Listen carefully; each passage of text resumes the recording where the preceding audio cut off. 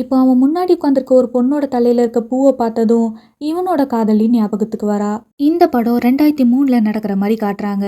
இப்போ நமக்கு அப்துல்லோட ஃப்ளாஷ்பேக்கை காட்டுறாங்க. சிவகங்கை 1997ல ஒரு சின்ன கிராமத்துல அப்துல் ஒரு பொட்டி கடை மாதிரி வச்சிருக்கான். இவனுக்கு அப்பா கிடையாது, அம்மா மட்டும்தான்.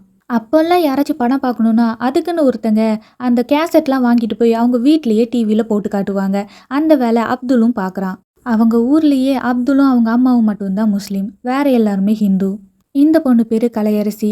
அப்துல்லும் இவளும் வீட்டுக்கு தெரியாமல் ரொம்ப நாளாக லவ் பண்ணிட்டு இருக்காங்க. 2 பேரும் ஒரே ஸ்கூலில் படித்தவங்க. கலையரசிக்கு ஒரு அக்கா இருக்கு. அக்காவோட புருஷன் ஒரு குடிகாரன்.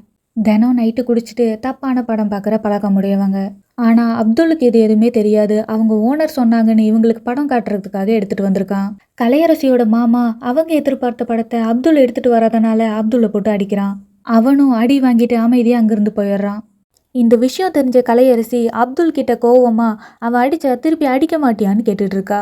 அதே சமயம் அவங்க மாமா குடிச்சிட்டு வந்து அவங்க அக்காவை போட்டு அடிக்க இப்போ அப்துல்லை வெளியவே வெயிட் பண்ண சொல்லிட்டு உள்ள போய் தடுக்கிறா. அப்போ மாமங்கார அவளையும் சேர்த்து போட்டு அடிக்கிறான். சத்தத்தை கேட்டு அப்துல் உள்ள வந்து தடுக்க அப்துல்லையும் அடிச்சிடுறான். அடிச்சதுல மண்டையில அடிபட்டு ரத்தம் வந்துடுது. இப்போ கலையரசியோட அம்மா வந்து அவனை தடுத்து வெளியே கூட்டிட்டு போயிடுறாங்க.